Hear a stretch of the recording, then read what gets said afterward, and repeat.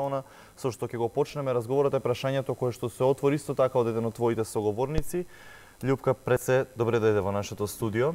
Ви благодарам. Мислам дека имаше можност да ја слушнеш изјавата, меѓутоа доколку не станува збор за наши иселеници кои што се пријавиле во одредени амбасади, меѓутоа поради недоволен број на пријавени останати гласачи, таму нема да се реализира гласање. Меѓутоа, што останува со нивното гласачко право? Дали тие ќе можат да се вратат овдека во Македонија и да гласаат, или пак тоа право ќе треба да го остварат негде другде во земјата во која што веќе живеат?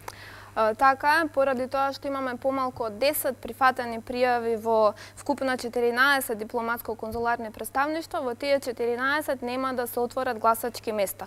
Ова не ни го дозволува изборниот законник, односно членот 165 став 3 предвидува дека најмалку 10 гласачи треба да има за да се отвори гласачко место некаде. Вкупно 74 пријавени имаме гласачи во овие 14 дипломатско-конзуларни представништва каде што нема да се организира гласање. Меѓутоа, тие ќе можат своето право да го остварат овде во Република Македонија, доколку дојдат на 30 септември, во избирачките места каде што се запишани согласно нивното последно живеалиште овде во Република Македонија. Така, претпоставувам дека комуникацијата на ДИК со амбасадите е на едно ниво кое што е доволно за да ги извести граѓаните каде треба и како да го остварат своето право. Така, граѓаните се известени и лично. Секој што поднел пријава за гласање во некој од дипломатско-конзуларните представништва на својата имейл адреса добива решение со кое што пријавата му е или прифатена или одбиена.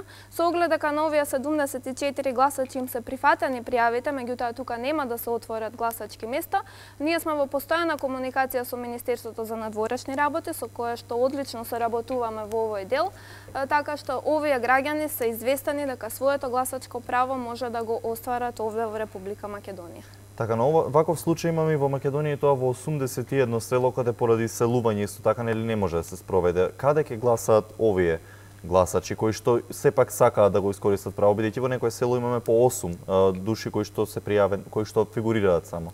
Така е, 81 избирачко место имаме во Република Македонија со помалку од 10 гласачи. Работата е што кај нас изборниот законник ги предвидува избирачките места, односно нивниот број.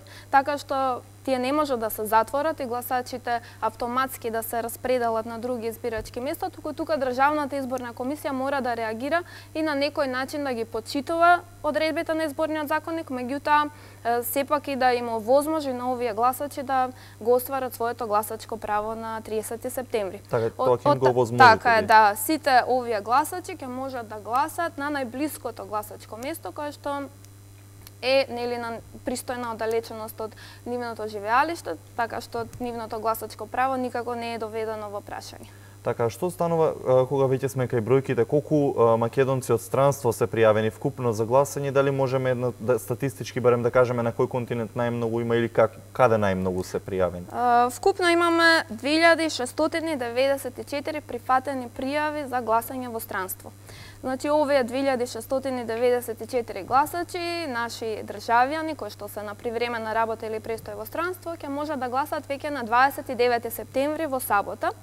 Најголем број имаме пријавени за гласање на континентот Европа, еве ако збориме веќе по континенти, и тоа најмногу пријави во Берн 321, потоа во Венеција 264 и во Љубљана 217. Понатака следуваат останатите дипломатско-конзуларни представништва, вкупно 33 на број, каде што ќе отвориме гласачки места на 29 септември. Така, меѓутоа списокот веќе за увид е заклучен, односно тие што извршиле увид до сега извршиле. Колку вкупно гласачи има списокот и која е финалната бројка за цензусот, за да можеме нели да имаме таа бројка од 51% излезност, за да можеме да го прогласиме за успешен референдум? Така е, Државната изборна комисија го заклучи избирачкиот список на 7 септември со вкупен број од 1.806.336 гласачи. Значи, во овие гласачи влегуваат сите категории кои што ќе имаат право да го остварат своето гласачко право или на 29 септември во странство,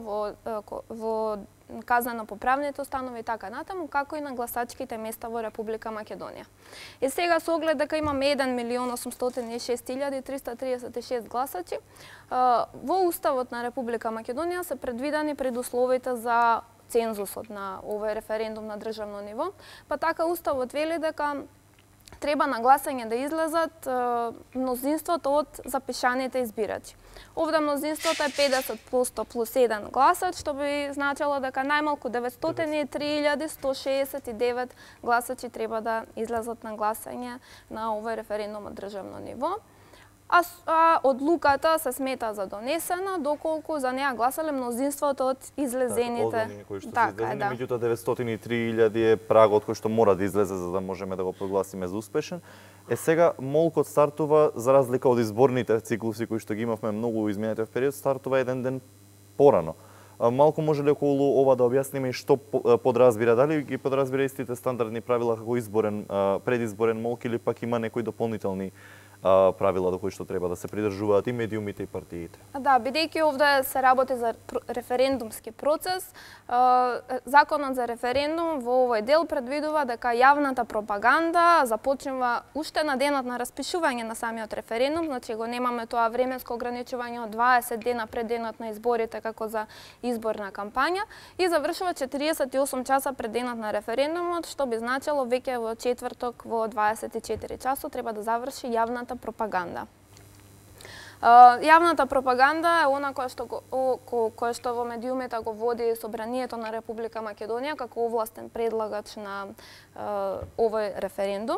Меѓутоа, јавна пропаганда, согласно правилникот на Државната изборна комисија, така е, да, може да водат и останатите субјекти кои што се заинтересирани за прашањето на референдумот во оној дел во кој што е опсегот на нивниот интерес.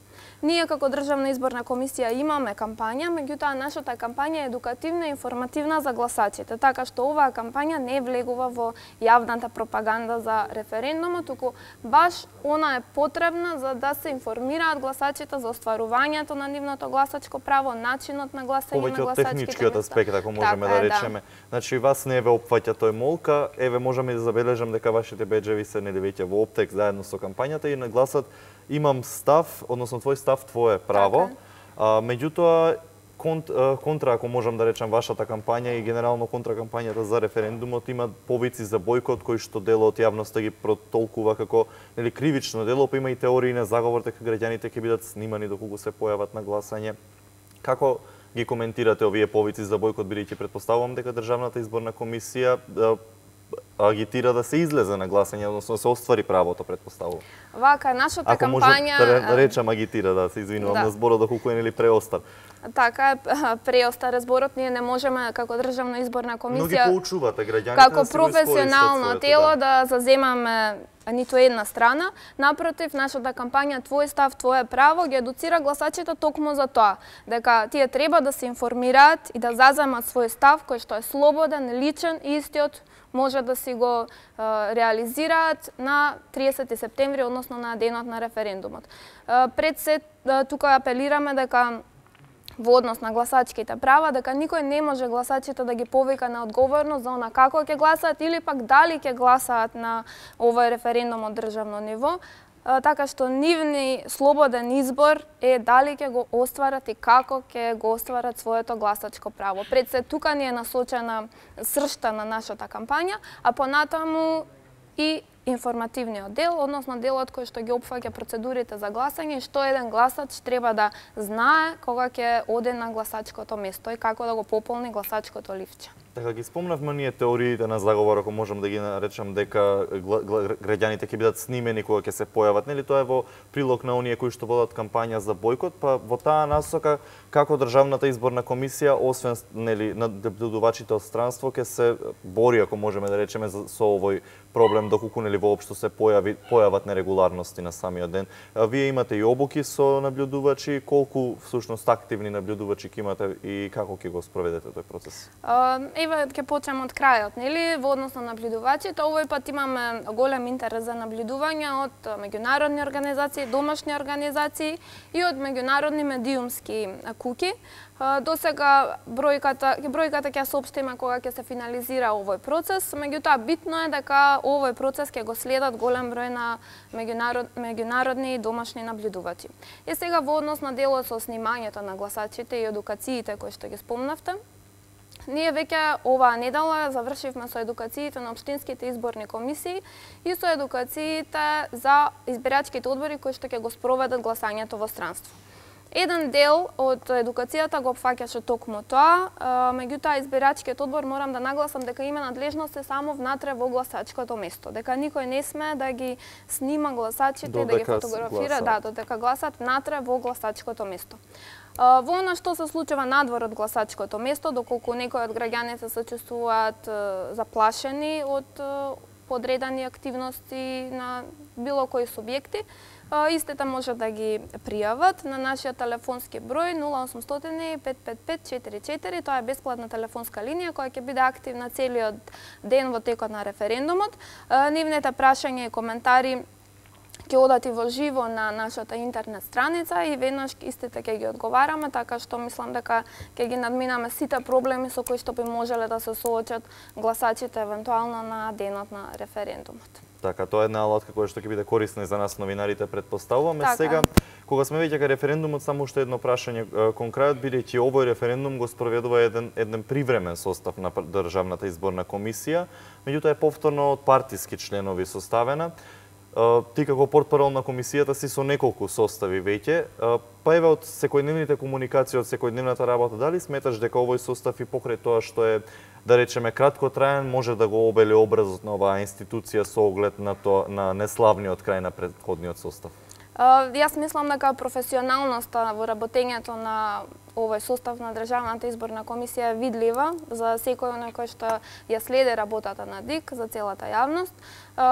Доста сме транспарентни во нашата работа, постојано отворени за јавноста со сите одлуки кои што се носат, дури и на работни состаноци, истите се соопштуваат после на јавните седници на Државната изборна комисија. Пред се транспарентноста и отворениот однос кон јавноста и кон гласачите, да верувам дека ќе придонесе кон подобар рейтинг на Државната изборна комисија кога ќе се финализира овој процес. Професионалноста и непристрасноста, како и транспарентноста се едни од клучните принципи кои што ги почитува овој состав на ДИК и верувам дека така ќе го заокружиме овој цел процес. Така да се надеваме дека исходот всушност од овој процес ќе покаже дека овој состав успеал да го обели образот на оваа институција и да ја врати до вербата. Љупка, ти благодарам што беше наша гостинка и што прифати да ги споделиш со нас овие информации.